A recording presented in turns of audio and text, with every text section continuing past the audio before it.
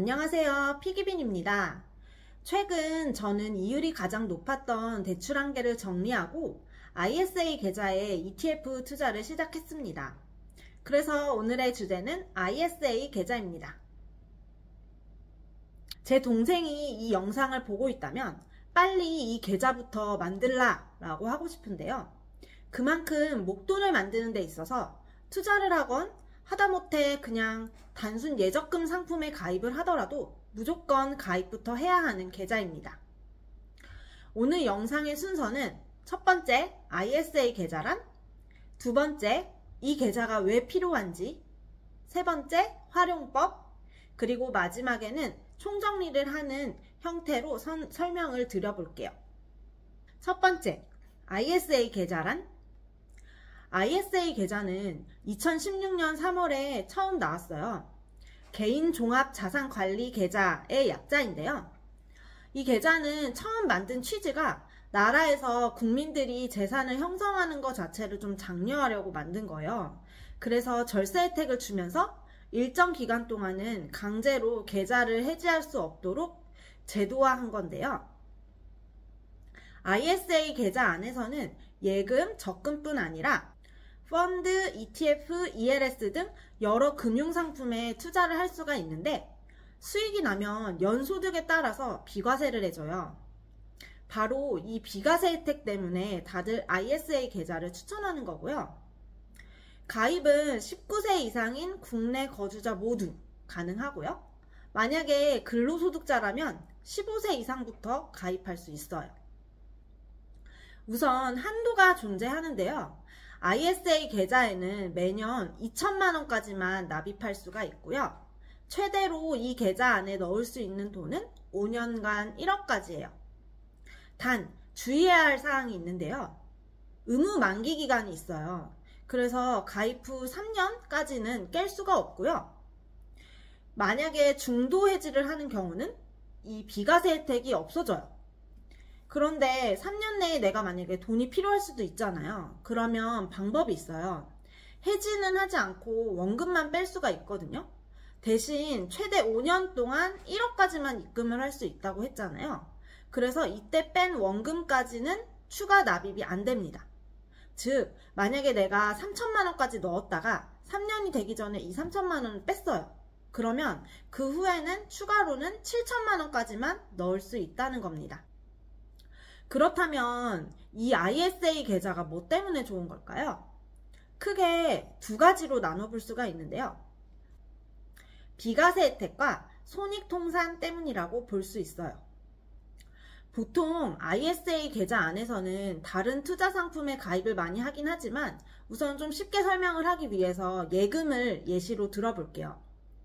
자, 1년 동안 5%의 이율의 예금 통장이 있어서 제가 1,000만 원을 거치했다고 할게요. 그러면 5% 이율이니까 1년치 이자를 계산을 해보면은 50만 원이잖아요. 그럼 내가 1,050만 원을 돌려받느냐? 아니죠. 이자에도 세금이 붙잖아요. 이 세금이 15.4%니까요. 50만 원에 15.4%인 77,000원이 세금으로 떼어지는 거예요. 그러면 저는 최종적으로 이자 50만 원 중에서 42만 3천 원만 돌려받게 되는 거죠. 그런데 ISA 계좌에서는 이 세금을 안 뗀다는 거예요. 대신 무한으로 안 떼는 건 아니고 수익 200만 원까지는 비과세를 해줘요. 그리고 만약에 200만 원이 넘어가면 9.9%만 세금을 떼요. 두 번째는 손익통산이라는 것 때문인데요. 한마디로 손익을 합쳐가지고 세금을 뗀다는 거예요. 국내 주식형 ETF를 예로 들어볼게요.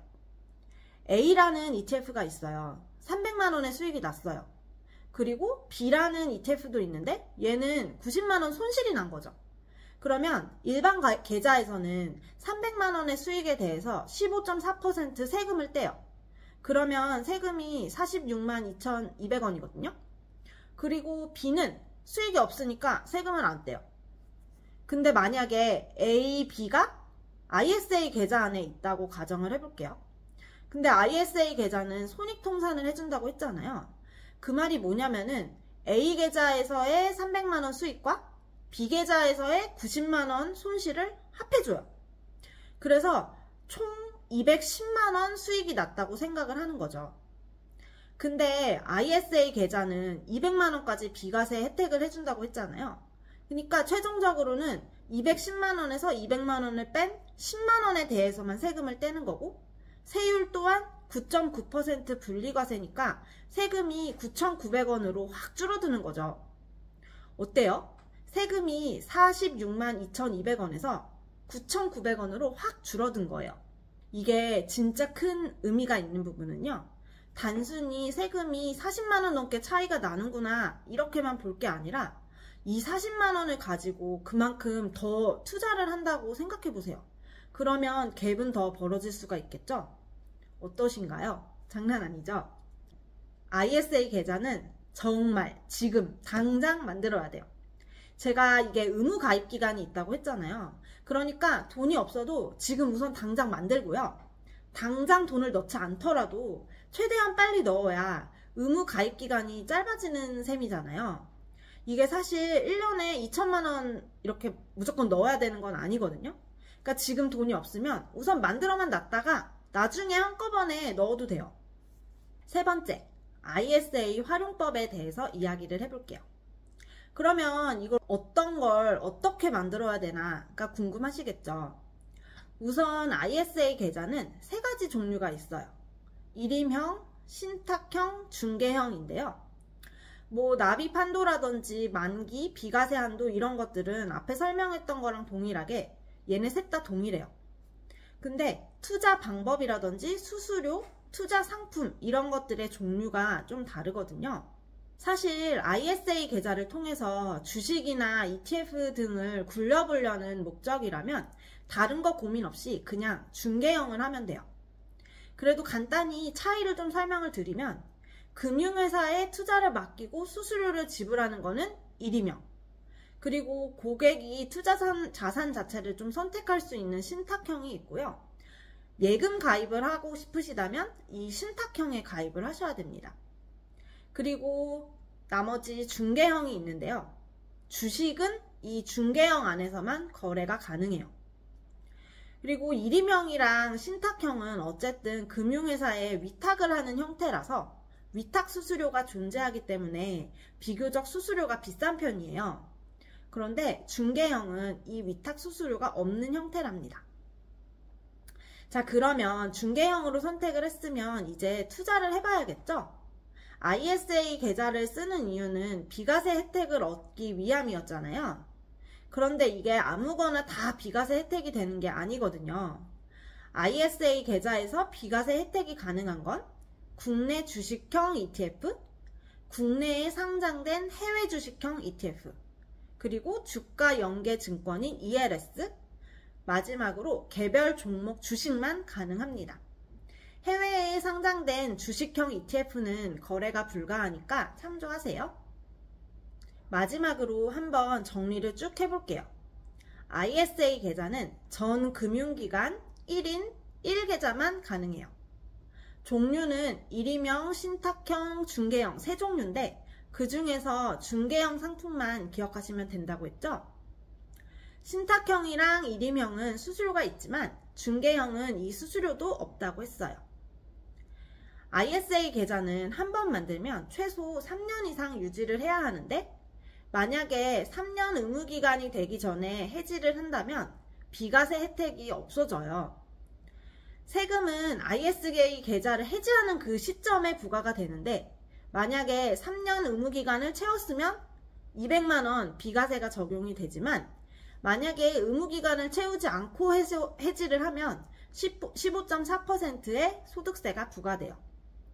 그래서 만약에 의무기간 3년이 되기 전에 돈이 필요하다면 해지하지 말고 원금만큼만 인출을 하라고 말씀드렸죠. 그리고 마지막으로 기억하실 게 한 가지 있어요. 우리가 ISA 계좌를 쓰는 이유가 비과세 때문이라고 했잖아요. 그런데 국내 주식형 ETF를 하실 때는 ISA 계좌에서 하지 마세요. 왜냐면은 얘는 그냥 일반 계좌에서도 비과세 해주거든요. 굳이 괜히 ISA 계좌에서 해가지고 우리 비과세 한도 손해볼 필요 없잖아요. 그쵸?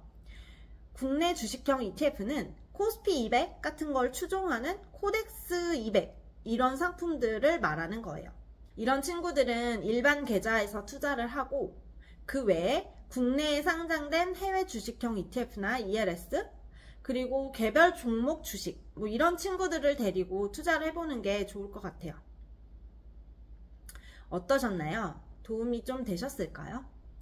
당장 돈이 없더라도 우선은 만들어 두고 그리고 나서 뭘 하면 좋을지 고민해 보시기를 바랍니다. 오늘도 도움이 되셨다면 구독과 좋아요 부탁드리고요. 좋은 하루 되시길 바랍니다. 감사합니다.